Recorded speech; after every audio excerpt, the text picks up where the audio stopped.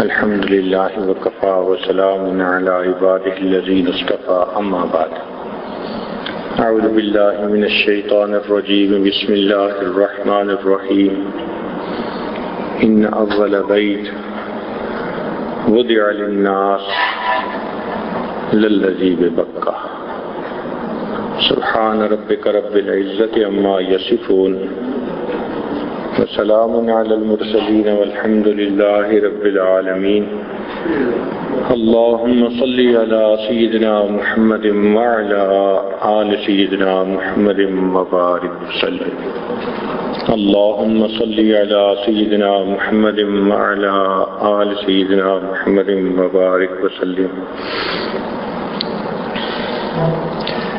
اللہم صلی علی سیدنا محمد وعلی آل سیدنا محمد وبارک وسلم ان اول بیت، بے شک وہ پہلا گھر، وضع للناس جو انسانوں کے لیے بنایا گیا، للذی ببکہ وہ بکہ تھا۔ بکہ بیت اللہ کا نام ہے اور مکہ شہر کا نام ہے۔ یہ سب سے پہلا گھر تھا۔ اس کا کیا مطلب؟ اس کا مطلب یہ کہ عبادت کی نیت سے بنایا جانے والا پہلا گھر۔ رہائش کے لیے تو پہلے بھی گھر بنائے لوگوں نے، لیکن جو سب سے پہلا گھر عبادت کی نیت سے بنا وہ کعبۃ اللہ تھا۔ حضرت آدم علیہ السلام نے اس کو تعمیر کیا، پھر اسی تعمیر پر یہ مکان بنتا چلا آیا۔ حضرت ابراہیم علیہ السلام نے بھی اسی تعمیر پر اس کو دوبارہ تعمیر کیا۔ پھر قریش مکہ نے نبی اسلام کی نبوت کے اظہار سے پہلے اس کو تعمیر کیا۔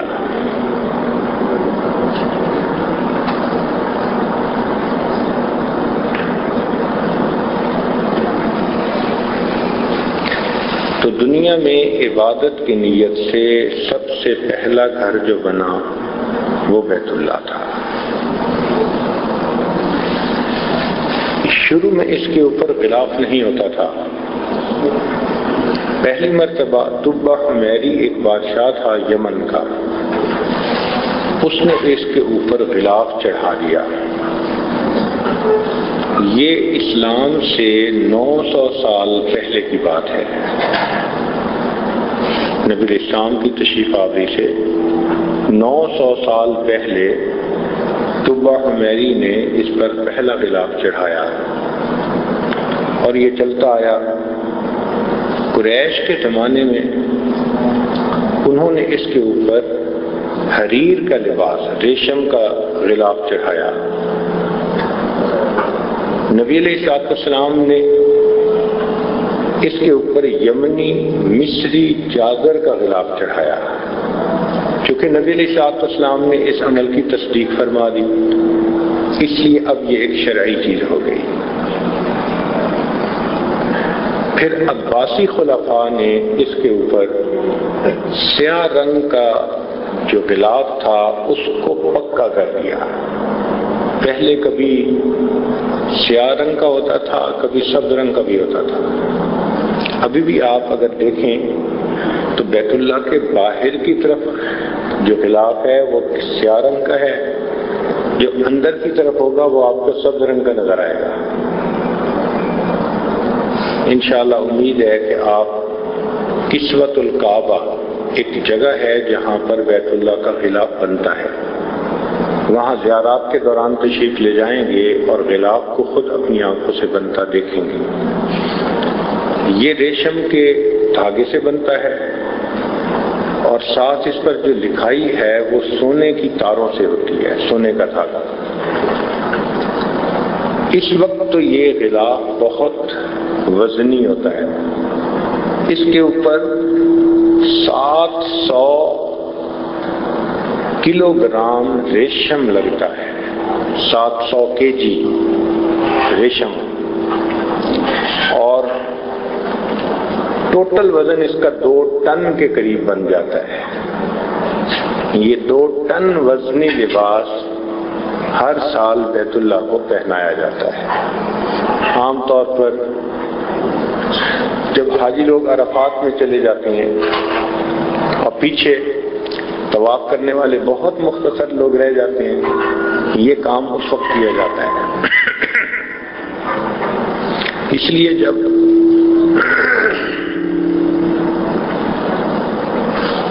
طواف زیارت کے لیے واپس آتے ہیں تو بالکل نیا نیا غلاف سامنے نظر آتا ہے۔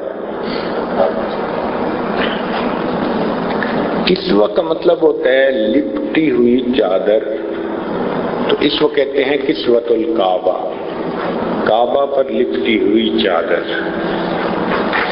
یوں سمجھ لیں کہ یہ بیت اللہ کا احرام ہے، یا دوسرے الفاظ میں یوں سمجھ لیں کہ یہ بیت اللہ کا برقع ہے، حجاب ہے بیت اللہ کا۔ اس میں کیا حکمت ہے؟ حکمتیں بہت ہیں۔ ایک حکمت تو یہ کہ اس غلاف کے چڑھانے پر بیت اللہ شریف کے قریب جب آدمی جاتا ہے اور بیت اللہ کا غلاف پکڑ کر دعا مانگتا ہے تو یہ احساس ہوتا ہے کہ میں دامن محبوب اس کو پکڑ کر، اس سے لپٹ کر میں اپنی فریاد بیان کر رہا ہوں۔ محبوب کے دامن کو پکڑ کے اپنی فریاد کہنا، اس سے انسان کی یکسوئی بہت زیادہ ہو جاتی ہے۔ چنانچہ نبی علیہ السلام سے بھی غلاف کعبہ کو پکڑ کر دعا مانگنا ثابت ہے۔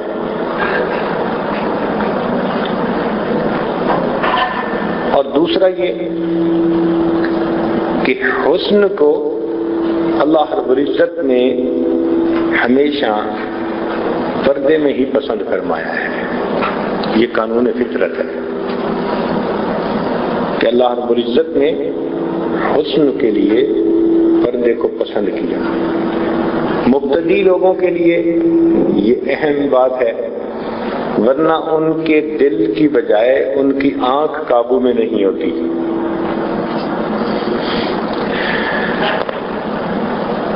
یار لوگ جس محبت کے ساتھ خلاف کعبہ کو پکڑتے ہیں، سبحان اللہ، اگر اس پر یہ نہ کہا جاتا کہ بھائی طواف کے دوران بیت اللہ کی طرف نہ دیکھیں، تو پتہ نہیں بیت اللہ سے لپٹ لپٹ کر ان کا کیا حال ہوتا۔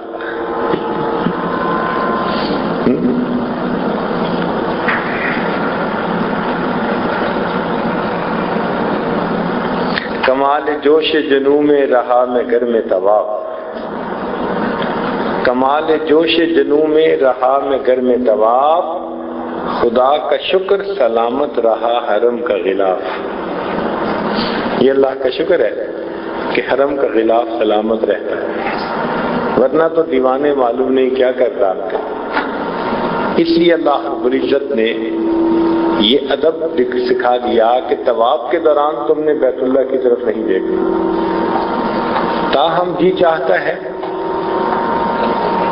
کہ انسان غلاف کعبہ کو پکڑ کے دعا مانگے، اور پھر مانگتے ہیں، اور جب مانگتے ہیں تو پھر اس وقت آنسو اپنے قابو میں نہیں ہوتے۔ واقعی ایسا لگتا ہے جیسے محبوب کے دامن سے لپٹ کر انسان اپنی فریاد کہہ رہا ہے، اپنے دل کا سارا غم اپنے محبوب حقیقی کو بیان کر رہا ہے۔ تو نو نیاز کے لیے حجاب ہی اولا ہے کہ دل سے بڑھ کے ہے اس کی نگاہ بے قابو۔ کسی نے کہا حجاب اکثیر ہے آوارہ کوئے محبت کو، میری آتش کو بھڑکاتی ہے تیری دیر پیوندی۔ تو قریش کے زمانہ میں بھی یہ غلاف ہوتا تھا،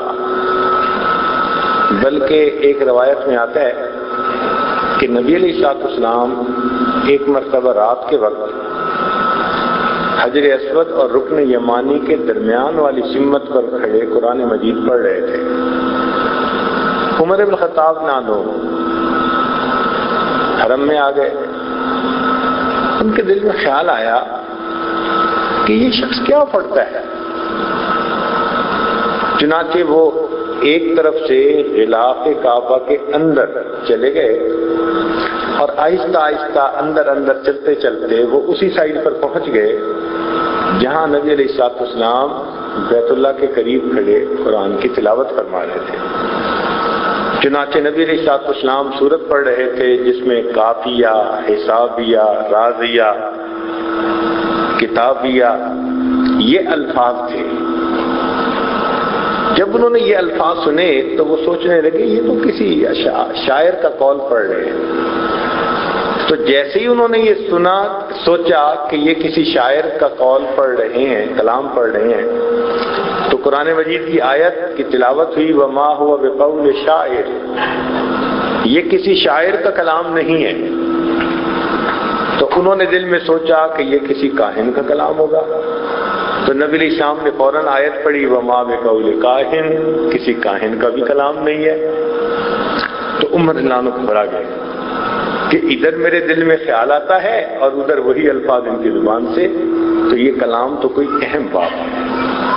چنانچہ وہ غلاف کے پیچھے سے نکل کر اپنے گھر کو چلے گئے، مگر سوچتے گئے یہ وہ دن تھا، یعنی یہ وہ رات تھی جس سے اگلے دن قریش مکہ نے ان کو بھیجا کہ جاؤ جا کر مسلمانوں کے پیغمبر اسلام کا کام تمام کراؤ، اور یہ تلوار لے کے نکلے تھے۔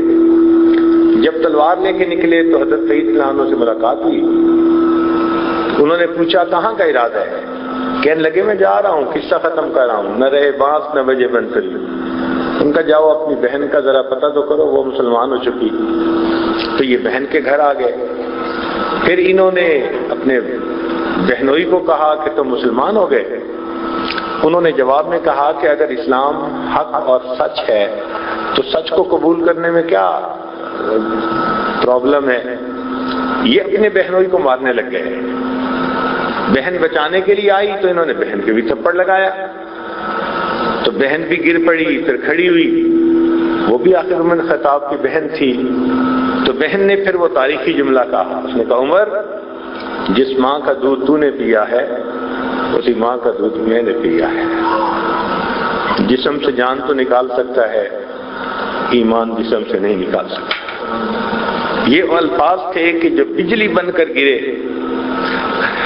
اب خیال تو پہلے سے تھا کہ یہ کوئی خاص کلام ہے، تو یہ اپنی بہن سے کہنے لگے کہ اچھا مجھے بھی سناؤ تم کیا پڑھ رہے تھے۔ اس نے کہا تو پاک نہیں ہے، پہلے غسل کر پاک ہو پھر اس کلام کو سن سکے گا۔ چنانچہ انہوں نے غسل کیا، پھر پوچھا کہ وہ کلام سناؤ، تو اس پر اس صحابی نے وہ کلام سنایا طٰہ ما انزلنا علیک القرآن لتشقى الا تذکرۃ لمن یخشی۔ پھر سنتے سنتے جب اس آیت پر پہنچے اننی انا اللہ لا الہ الا انا فاعبدنی واقم الصلاۃ لذکری، اللہ نے دل کے تالے کھول دیے۔ کہنے لگے اچھا مجھے بھی کلمہ پڑھاؤ، میں بھی مسلمان بنتا ہوں۔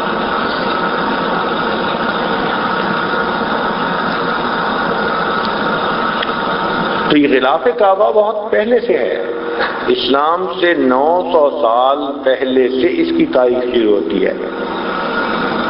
چنانچہ ایک مرتبہ ایک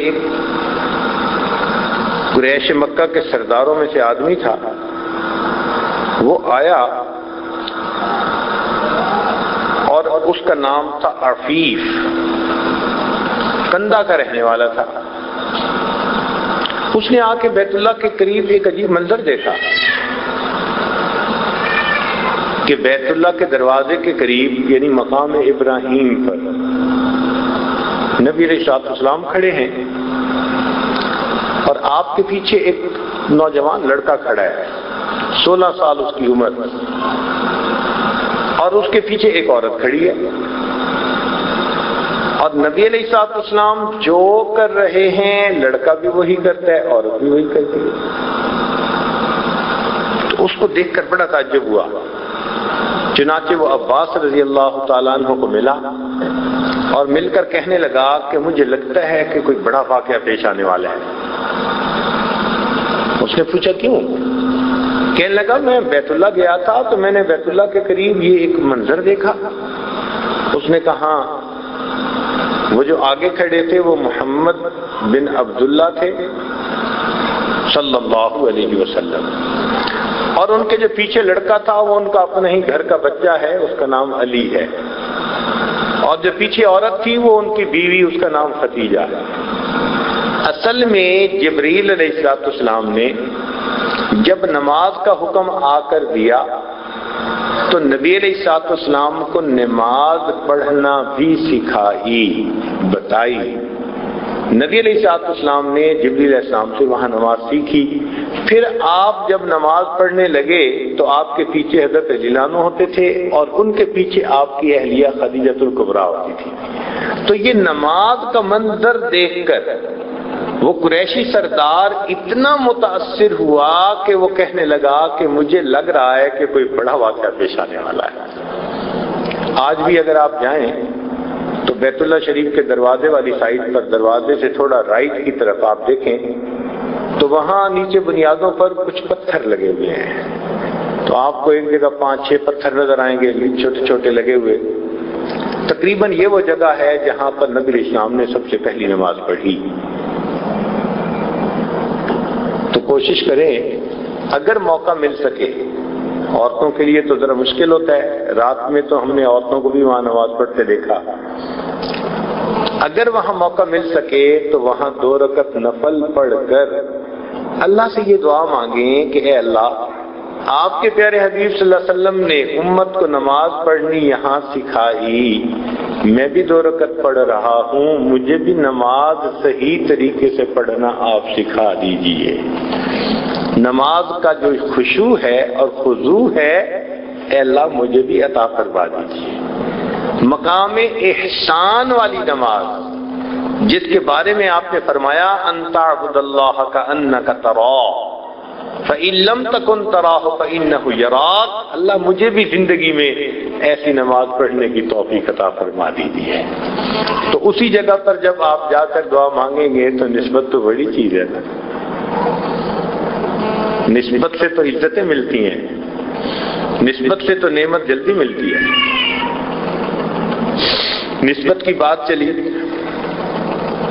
تو آپ غور کریں کہ 2 اینٹیں ایک ہی بھٹے پہ بنتی ہیں، ایک جیسا رنگ ہے، ایک جیسا سائز ہے، ایک جیسی ڈیزائن ہے، قیمت بھی ایک جیسی ہے۔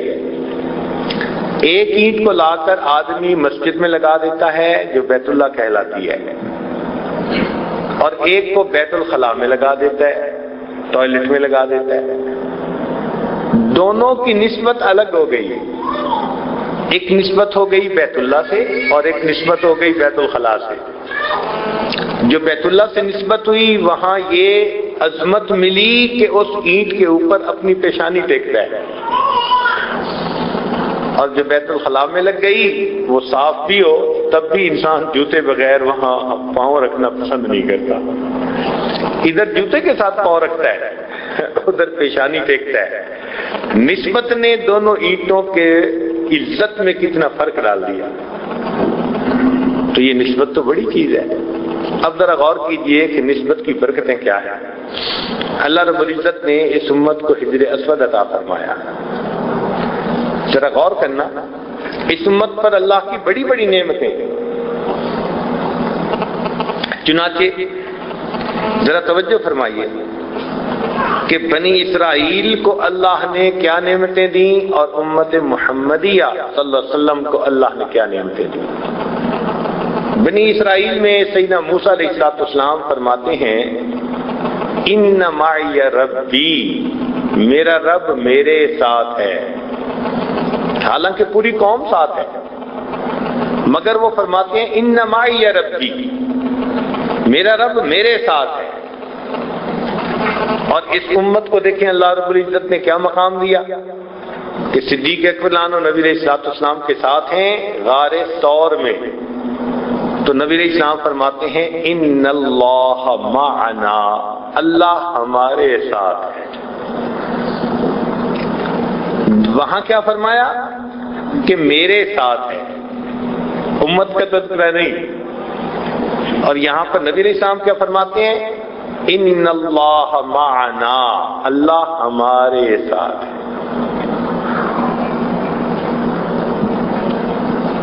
دوسرا علمی نکتہ، حضرت یعقوب علیہ السلام حضرت یوسف علیہ السلام کے خواب سنانے پر ان کو فرماتے ہیں کہ یہ خواب اپنے بھائیوں کو نہ بتانا، کہیں تمہارے خلاف کوئی تدبیر نہ کریں، انسانی فطرت ہے۔ اور پھر اس کے بعد فرماتے ہیں وَكَذَلِكَ يَجْتَبِيكَ رَبُّكَ،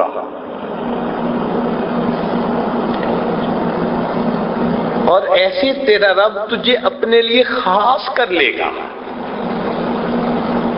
یعنی ان کو ایک ایسا صیغہ استعمال کیا کہ کر لے گا۔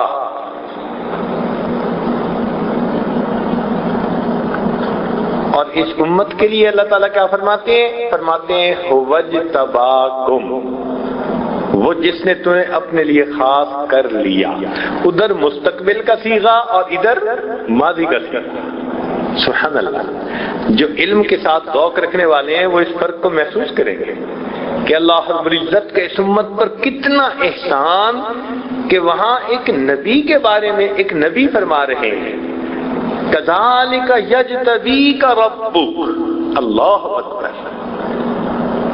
اور یہاں پر اللہ پوری امت کے بارے میں فرماتے ہیں هُوَ اجْتَبَاكُمْ، وہ ذات جس نے تمہیں اپنے لیے پسند کر لیا۔ امت محمدیہ پر اللہ رب العزت کی یہ رحمت ہے۔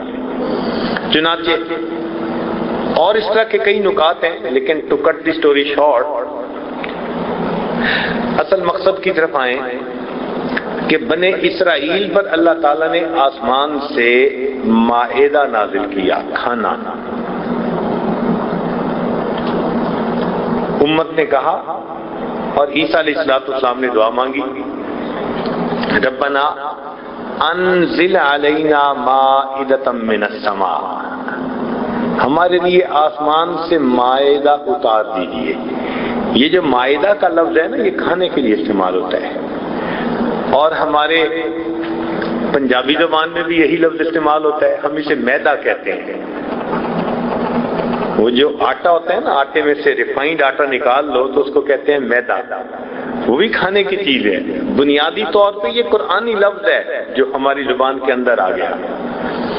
تو اللہ تعالیٰ نے بنی اسرائیل کو مائدہ کھانے کی چیز عطا فرمائی، آسمان سے نازل فرمائی امت کے لیے۔ اس امت کو اس پر بڑا ناز کہ جی ہمیں اللہ تعالیٰ نے آسمان سے چیز نازل عطا کر دی۔ اللہ تعالیٰ نے امت محمدیہ کے لیے آسمان سے حجر اسود کو اتارا۔ ذرا توجہ فرمائی، حجر اسود کو اتارا اور اس حجر اسود کو بیت اللہ کے کونے پہ لگوا دیا۔ اب وہ کھانے پر ناز کرتے ہیں جو کچھ عرصہ کے لیے کچھ لوگوں کو ملا، اللہ نے امت کے سب لوگوں کے لیے اور ہمیشہ کے لیے ایک نعمت اتار دی۔ چنانچہ نبی علیہ السلام تشریف لائے، آپ نے حجر اسود کو بوسہ دیا۔ اب بوسے سے نسبت مل گئی، آسمان سے اتری ہوئی چیز تھی، محبوب کے بوسے نے اس پر نورن علی نور کا کام کر دیا۔ چنانچہ آج پوری امت اس بوسے کی یاد تازہ کرتی ہے، حجر اسود کو بوسہ دیتی ہے۔ عمر رضی اللہ تعالیٰ عنہ بھی حجر اسود کو بوسہ دیتے ہیں اور بوسہ دے کر کہتے ہیں تیرے بوسے کو ہم دیتے ہیں بوسہ حجر اسود پر، کہ اللہ کے پیارے حبیب صلی اللہ علیہ وسلم آپ نے جو بوسہ دیا تھا نا، اس بوسے کو ہم بوسہ دے رہے ہیں۔ تیرے بوسے کو ہم دیتے ہیں بوسہ حجر اسود پر، وگرنہ کام کیا تھا ہم مسلمانوں کو پتھر سے، ہم مسلمانوں کو پتھر سے کیا کام تھا، ہم پتھر کے پوجنے والے نہیں ہیں، ہم تو تیرے بوسے کو بوسہ دیتے ہیں۔ نبی علیہ السلام نے بوسہ دیا۔ آج بھی دیکھو امت اس حجر اسود کو بوسہ دینے کے لیے کیسے تڑپ رہی ہوتی ہے۔ جائیں تو وہاں لوگوں کا جذب دیکھیں، جنون دیکھیں، دیوانہ وار جیسے لوگ ہوتے ہیں نا، ایسے اور مرد تو مرد، عورتوں کا بھی حال وہی، حجر اسود کو بوسہ دینے کے لیے دیوانے۔ اللہ اکبر۔ تو بوسے کی نسبت سے اللہ نے اس کی شان بڑھا دی۔ اب ذرا غور کیجئے گا، حدیث پاک میں آتا ہے کہ حجر اسود یمین اللہ فی الارض۔ اکرمہ رضی اللہ تعالیٰ عنہ روایت فرماتے ہیں، کہتے ہیں کہ یہ حجر اسود دنیا میں اللہ رب العزت کا داہنا ہاتھ ہے۔ اور اس پر پھر محدثین نے لکھا کہ روایت میں آیا ہے کہ جس شخص کو نبی علیہ الصلوۃ والسلام کا زمانہ نہ مل سکا، اگر اس نے آ کر بیت اللہ کے اس پتھر کو، حجر اسود کو بوسہ دے لیا، تو بوسہ دینے سے اس کو اللہ سے اور نبی علیہ السلام کے ہاتھوں پر بیعت کرنے کی سعادت حاصل ہوئی۔ اللہ اکبر کبیرہ، یہ اتنا بڑا کام ہے، اتنا بڑا عمل ہے جی، کہ جس نے نبی علیہ السلام کا زمانہ نہیں پایا اور اس نے حجر اسود کو چھو لیا، بوسہ دے لیا، اس نے گویا اللہ رب العزت اور حضور اکرم صلی اللہ علیہ وسلم کے ہاتھ پر بیعت کر لی۔ آج کسی کام کو محفوظ کرنا ہوتا ہے نا تو پھر ویڈیو کیمرے کے سامنے لاتے ہیں۔ آپ دیکھیں امیگریشن سے نکلتے ہیں نا تو پاسپورٹ چیک کرتے ہوئے کہتے ہیں ذرا کیمرے کے سامنے آئے، اس کو محفوظ کرتے ہیں۔ اسی طرح حجر اسود انسان کے قلبی احوال، کیفیات کو محفوظ کر لیتا ہے۔ چنانچہ جب فتح مکہ ہوا تو نبی علیہ الصلوۃ والسلام کے ہاتھ پر 2000 لوگوں نے ایک دن میں بیعت کی، 2000 لوگوں نے۔ حدیث مبارکہ میں آتا ہے کہ نبی علیہ الصلوۃ والسلام اس کونے پر بیٹھے جہاں حجر اسود ہے، اور پوری قوم بالکل حجر اسود کے سامنے تھی، اور یہیں بیٹھ کر نبی علیہ السلام نے ان سے بیعت لی۔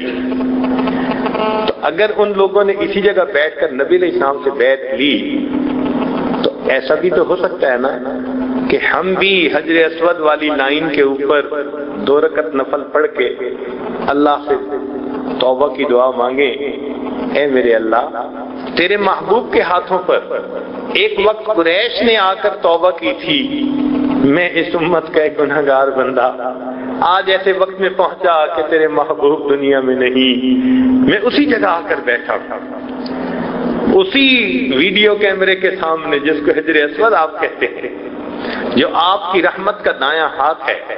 اور اے اللہ، میں بھی یہاں بیٹھ کر آج سچے دل سے توبہ کر رہا ہوں، اللہ آپ بھی میری اس توبہ کو قبول فرما لیں۔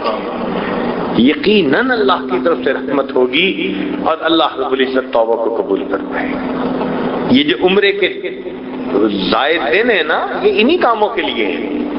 ہم ایسی ایسی جگہوں پر بیٹھیں اور بیٹھ کر ہم اللہ سے دعائیں مانگیں۔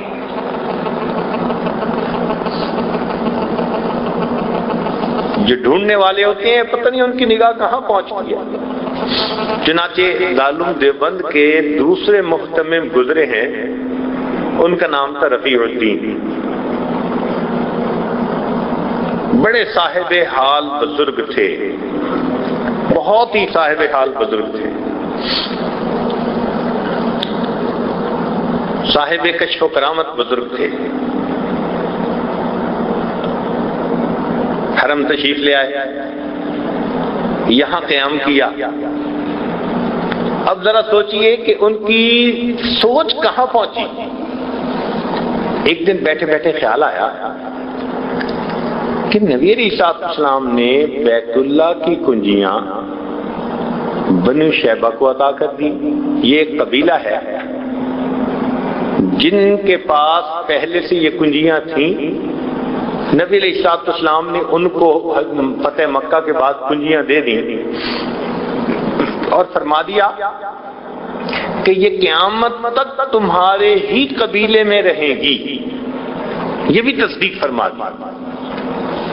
چنانچہ آج اس وقت بھی ان کے پاس بیت اللہ کی کنجیاں ہیں۔ کوئی بادشاہ بھی اگر آتا ہے نا تو دروازہ کھولنے کے لیے وہی خاندان بنی شیبہ کا بندہ آتا ہے اور آ کے کنجی بردار وہ دروازہ کھولتا ہے۔ تو شاہ رفیع الدین رحمت اللہ علیہ ان کے ذہن میں خیال آیا کہ یہ خاندان بھی رہے گا مکہ مکرمہ میں، اور نبی علیہ الصلوۃ والسلام کی حدیث سے ثابت ہوتا ہے کہ ان کے پاس چابی بھی رہے گی۔ چنانچہ انہوں نے کیا کیا کہ جو بیت اللہ کا کنجی بردار تھا نا اس کے ساتھ دوستی لگائی، واقفیت بنائی، تعارف کیا، ہدیہ تحفہ دیا، بات چیت کی، حتیٰ کہ چند دنوں میں انسان ہیں آپس میں خوب موانست ہو گئی، محبت ہو گئی، جان پہچان ہو گئی۔ جانے کا وقت آ گیا تو جاتے ہوئے تو پھر دل اداس ہوتے ہی ہیں، تو یہ اس سے جب ملنے لگے تو ان کا بھی دل اداس تھا کہ اچھا آپ جا رہے ہیں، انسان کہتا ہے نا کوئی کام ہمارے ذمہ ہم کیا کر سکتے ہیں، تو جب انہوں نے کہا نا کوئی کام ہمارے ذمہ تو فرمان لگے ہاں ایک کام ہے، اگر آپ کر دیں تو کون سا؟ کہ وہ کام یہ کہ یہ کچھ پیسے ہیں، یہ تو ہے ہدیہ، اور یہ ایک تلوار ہے، یہ ہے امانت۔ کیا مطلب؟ کہ یہ چابی تمہارے خاندان میں چلتی رہے گی، یہ تلوار بھی امانت کے طور پر آپ اپنے خاندان کے حوالے کر دیں، وہ بھی اس تلوار کو محفوظ رکھیں، جب امام مہدی آئیں گے اور آپ کے خاندان کا جو شخص ہوگا وہ جیسے ان کے لیے دروازہ کھولے گا وہ میری طرف سے ان کو یہ تلوار کا ہدیہ بھی پیش کر دے گا۔ اللہ اکبر۔ محبت دیکھو کہاں انسان کی سوچ کو لے کے جاتی ہے۔ اللہ اکبر کبیر۔ یہ فرق ہے ہم میں اور اہل اللہ میں کہ ہم آتے ہیں اور عمرہ کیا اور فارغ، اب بازار ہے اور ہم طوافین اور طوافات ہیں، ماشاءاللہ بن داؤد اس کا طواف ہو رہا ہے صبح و شام، اور جو اللہ والے ہیں ان کا دل حرم میں اٹکا رہتا ہے۔ چنانچہ حضرت قاری رحیم بخش پانی پتی رحمت اللہ علیہ فرماتے ہیں کہ میں حرم گیا، عمرے کے لیے تشریف لائے، فرماتے ہیں حرم میں میں جتنے دن رہا، حرم میں میں جتنے دن رہا میں نے ہر نماز پہلی صف میں امام کے پیچھے تکبیر اولیٰ کے ساتھ ادا کی۔ اب یہ بات ہماری سمجھ سے بالا تر ہے، ہم تو ایک نماز بھی پہلی صف میں پڑھ لیں تو بڑی ہمت، اور پہلی صف کیا امام کے پیچھے، اور پھر تکبیر اولیٰ کے ساتھ۔ مجھے تو لگتا ہے وہ بیٹھے ہی وہیں رہتے ہوں گے، عشاء اور فجر کے درمیان باہر نکلتے ہوں گے اگر کوئی ضرورت ہوگی تو، ورنہ تو مسجد میں رہتے ہوں گے۔ جی ہاں ایسے وقت گزارا۔ چنانچہ علامہ زمخشری رحمت اللہ علیہ جنہوں نے تفسیر کشاف لکھی، جس کے بارے میں شاعر نے کہا گرا کشا ہے نہ راضی نہ صاحب کشاف، تیرے وجود پہ جب تک نہ ہو نزول کتاب۔ وہ علامہ زمخشری تشریف لائے تو اتنا حرم میں رہتے تھے، اتنا رہتے تھے کہ عرب لوگوں نے ان کا نام جار اللہ، اللہ کا پڑوسی رکھ دیا، یہ اللہ کے پڑوسی ہیں۔ اب سوچیں کتنا وقت بیت اللہ کے پاس گزارتے ہوں گے کہ لوگوں نے ان کو پڑوسی کہا، یہ کوئی معمولی بات تو نہیں ہے نا۔ بیت اللہ کے پڑوسی، جار اللہ، اللہ کا پڑوسی۔ کاش ہم بھی حرم میں ایسے وقت گزارتے۔ تو یہ فرق ہے۔ تو بات چل رہی تھی نسبت کی۔ حجر اسود کو نبی علیہ الصلوۃ والسلام کے بوسے کی نسبت حاصل۔ اور قریب ایک دوسرا مقام بھی ہے جس کو کہتے ہیں مقام ابراہیم. اس مقام ابراہیم کو سیدنا ابراہیم علیہ السلام کے پاؤں سے لگنے کی نسبت حاصل. یہ مقام ابراہیم بنا. کہتے ہیں کہ یہ ایک پتھر تھا کہ حضرت ابراہیم علیہ السلام نے جب بیت اللہ کی دیواروں کو تعمیر کیا تو پھر اونچے اونچے پتھر رکھنے کی ضرورت پیش آئی، تو اللہ نے اس پتھر کو ایسا بنا دیا کہ جتنی ضرورت ہوتی تھی یہ پتھر اونچا ہوتا جاتا تھا اور وہ پتھر وہاں رکھتے جاتے تھے. اس کے اوپر ان کی قدموں کے نشانات بھی ہیں، وہ آج بھی محفوظ ہیں. چنانچہ یہ پتھر جو مقام ابراہیم کا ہے یہ پہلے لوز ایسے ہی پڑا ہوتا تھا، لیکن ہوا کیا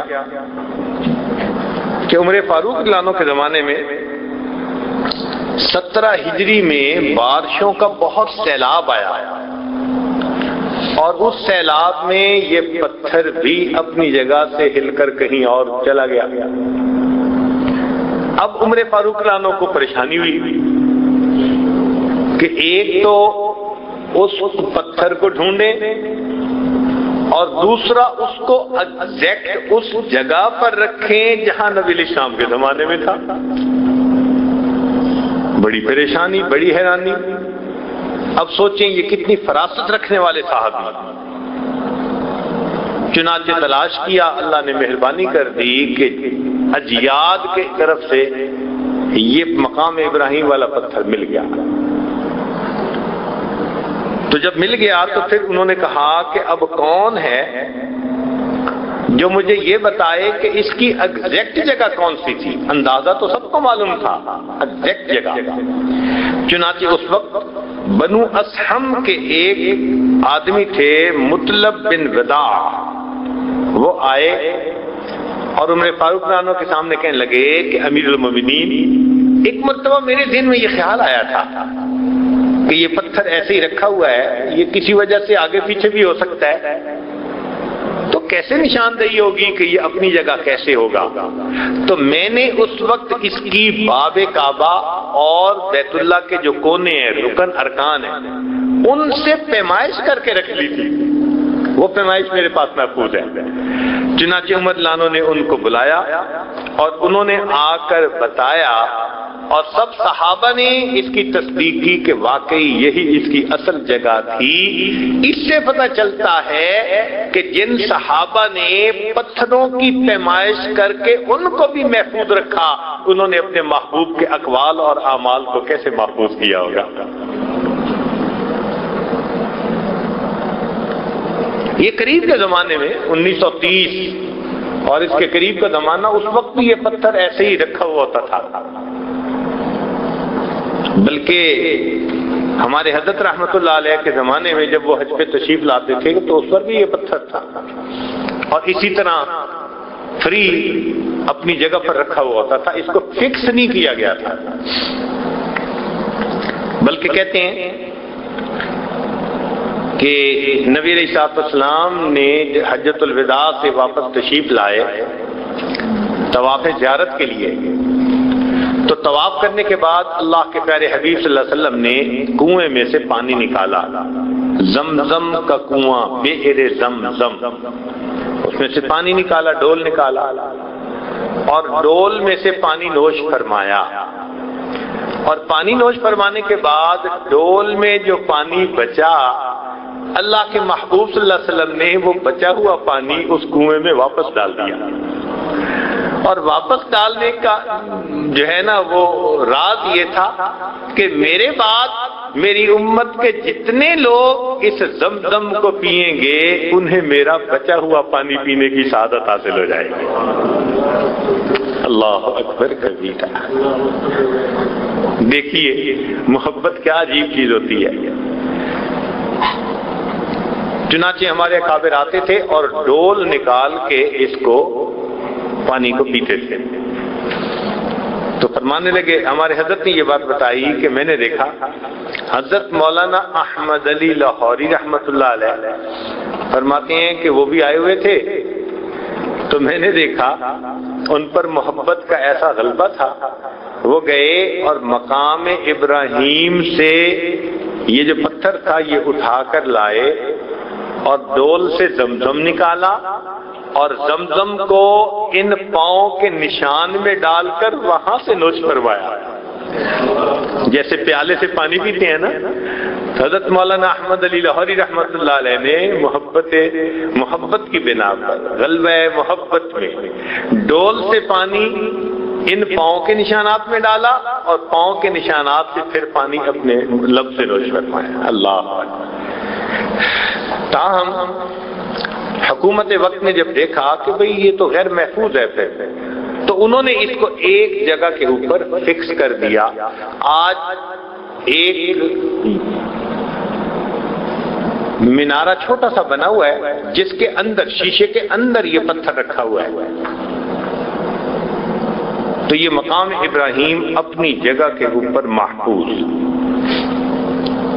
سیدنا عمر رضی اللہ تعالیٰ عنہ کو اللہ رب العزت نے ایسی سمجھ دی تھی جس پر ان کو فاروق کا لقب ملا تھا، حق اور باطل کے درمیان فرق کرنے والے فرقان، کہ ان کی بعض تجاویز بالکل وہی منشاء خداوندی کے مطابق تھی۔ چنانچہ بدر کے قیدیوں کے بارے میں ان کی جو رائے تھی وہ منشاء خداوندی کے عین مطابق تھی، آیتیں اتر آئیں۔ پردے کے بارے میں جو ان کی رائے تھی منشاء خداوندی کے بالکل مطابق نکلی، اللہ نے حجاب کی آیات اتار دی۔ اور تیسری ایک یہ بھی تھی کہ بھئی نماز کہاں پڑھی جائے، تو عمر لانا چاہتے تھے کہ ابراہیم علیہ السلام کے جو پاؤں کے نشانات ہیں نا اس کے قریب میں نماز پڑھی جائے۔ چنانچہ اللہ رب العزت نے قرآن پاک کی آیت اتار دی، وَاتَّخِذُوا مِن مَّقَامِ إِبْرَاهِيمَ مُصَلًّى، کہ تم مقام ابراہیم کو اپنے لیے مصلی بنا لو۔ اب یہاں مفسرین نے ایک عجیب نقطہ لکھا، نقطہ یہ لکھا، فرماتے ہیں کہ اللہ رب العزت کی قدردانی دیکھیے کہ ابراہیم خلیل اللہ نے اللہ رب العزت کا گھر تعمیر کیا اور اللہ نے اتنی عزت افزائی فرمائی کہ ان کے قدموں کے نشانات کو آنے والے لوگوں کے لیے سجدہ گاہ بنا دیا۔ فرمایا جہاں میرے خلیل کے قدموں کے نشان ہیں اس کے قریب سجدے کرو تو واہ میرے مولا، کتنے قدردان ہیں آپ، اللہ اکبر کبیرہ۔ چنانچہ یہ مقام ابراہیم قبولیت دعا کا مقام ہے۔ امام اعظم ابو حنیفہ رحمۃ اللہ علیہ تشریف لائے اور کہتے ہیں کہ یہاں 2 رکعت میں انہوں نے پورا قرآن مجید مکمل پڑھا، اور پڑھنے کے بعد پھر انہوں نے کہا ما عبدنا کا حق عبادتک وما عرفنا کا حق عبادتک۔ کیوں یہ کہا؟ نبی علیہ الصلوۃ والسلام کی سنت کی اتباع میں۔ حدیث پاک میں آتا ہے کہ نبی علیہ السلام نے بھی مقام ابراہیم پہ 2 رکعت نفل پڑھ کے یہی الفاظ کہے تھے، ما عبدنا کا حق عبادتک، اے اللہ جیسے تیری عبادت کا حق تھا وہ حق ادا ہم نہیں کر سکے، تو ہم بھی پھر اس پر عمل کر لیں۔ مقام ابراہیم پر موقع ملے تو 2 رکعت نفل پڑھ کے ہم بھی یہی کہیں، اللہ ما عبدنا کا حق عبادت، وہ جیسے بھی عبادت ہے ٹوٹی پھوٹی، اے اللہ آپ اس کو قبول فرما لیجیے۔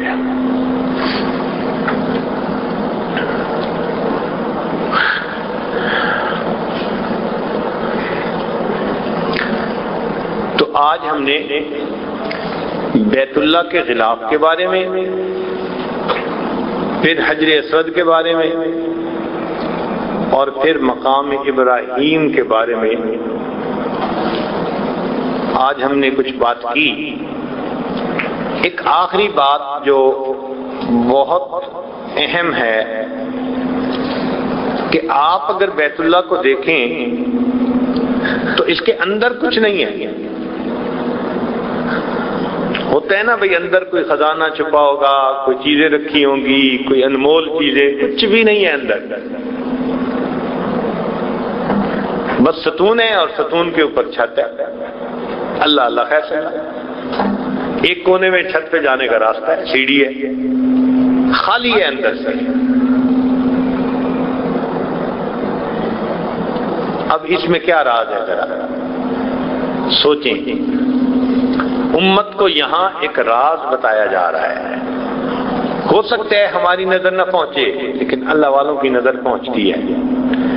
انہوں نے یہ راز بھی کھول دیا. ان کا دیکھو اللہ تعالیٰ چاہتے تو اس بیت اللہ کے اندر کو سونے چاندی سے بھر دیتے, اگر چاہتے تو ہیرے اور موتی سے بھروا دیتے. میرا گھر ہے, موتیوں سے بھر دو, ہیروں سے بھر دو, قیمتی چیزوں سے بھر دو. کچھ بھی نہیں, بالکل خالی. اللہ آپ نے اپنے گھر کو خالی کیوں پسند کیا؟ ایک پیغام دینا تھا, میرے بندو دیکھو اس کو میں بیتی کہہ رہا ہوں, اپنا گھر کہہ رہا ہوں. کس لیے؟ اس کے اندر کچھ نہیں. لہذا جو میری تجلیات اس گھر پر نازل ہوتی ہیں, اگر تم چاہتے ہو کہ وہ تمہارے دلوں پر نازل ہوں تو تم بھی اپنے دل کو غیر سے خالی کر لو. بتوں کو توڑ تخیل کے ہوں کہ پتھر کے, بتوں کو توڑ تخیل کے ہوں کہ پتھر کے. سب بتوں کو توڑ دیجئے, اپنے دل کو ماں سوا سے خالی کر لیجئے. جیسے اس خالی کعبہ کے اوپر, اس عمارت کے اوپر اللہ کی براہ راست تجلیات اترتی ہیں, جو دل ماں سوا سے خالی ہو جاتا ہے اللہ کی براہ راست تجلیات اس دل پر اترا کرتی ہیں. اب ہم اپنے دل کی طرف ذرا جھانک کر دیکھیں, خالی ہے یا اس میں مورتیاں ہیں, شکلیں ہیں؟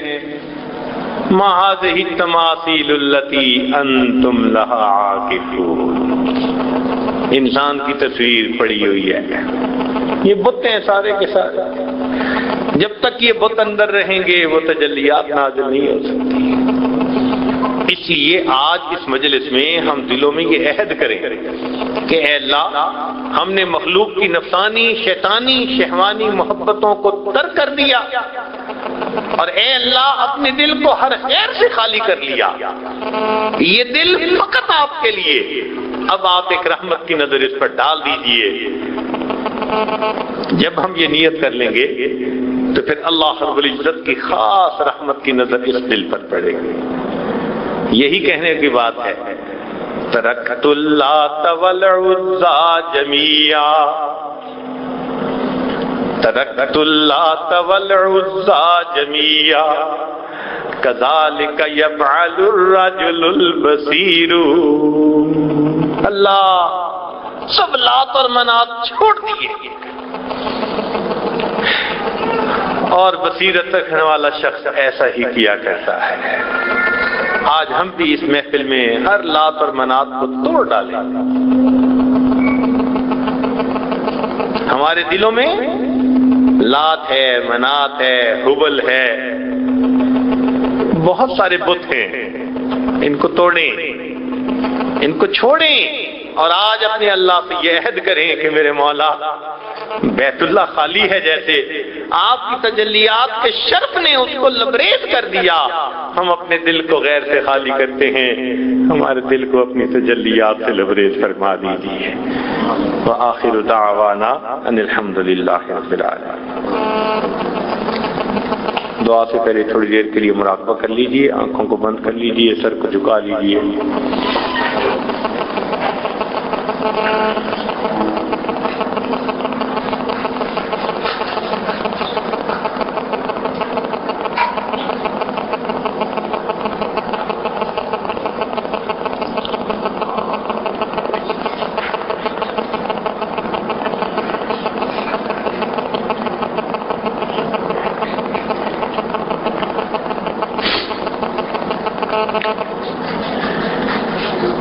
دل مغموم کو مسرور کر دے,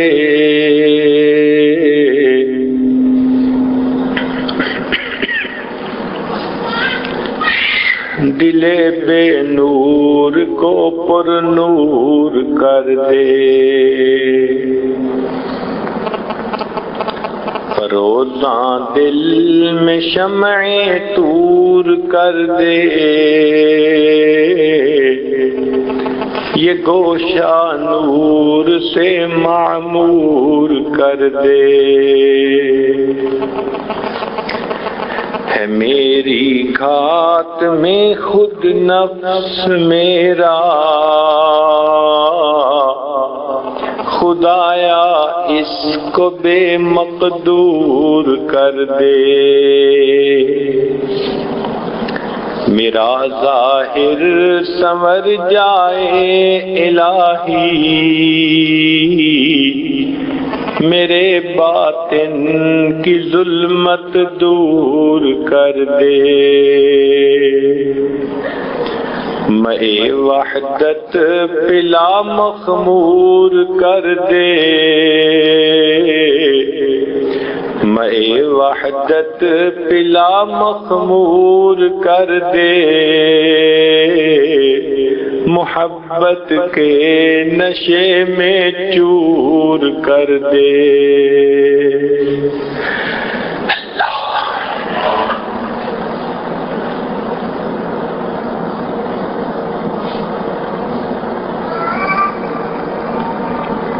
لا الہ الا اللہ محمد الرسول اللہ۔ دعا کر لیجئے۔ سبحان ربی العلی الوہاب، اللہم صلی علی سیدنا محمد وعلی آل سیدنا محمد وبارک وسلم۔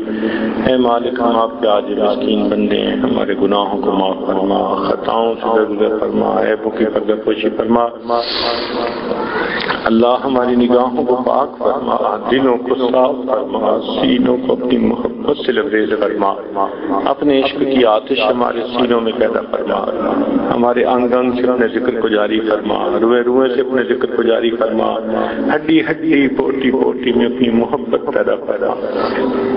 میرے مولا، ہم آپ کے گھر میں حاضر ہیں، رب کریم ایک رحمت کی نظر ہمارے دلوں پر عطا فرما۔ میرے مولا، ہمارے دلوں کو ہما سوا سے خالی فرما، ہمارے دلوں کو غیر کے اثرات سے محفوظ فرما، ہمیں قلب سلیم عطا فرما، قلب منیب عطا فرما۔ اے اللہ، ہمارے دل کو اپنا گھر بنا، ارے اللہ اس پر اپنی خصوصی تجلیات نازل فرما۔ میرے مولا، ہماری ان دعاؤں کو اپنی رحمت سے قبول فرما۔ صلی اللہ تعالی علی حبیبہ سیدنا محمد وآلہ واصحابہ اجمعین برحمتک یا ارحم الراحمین۔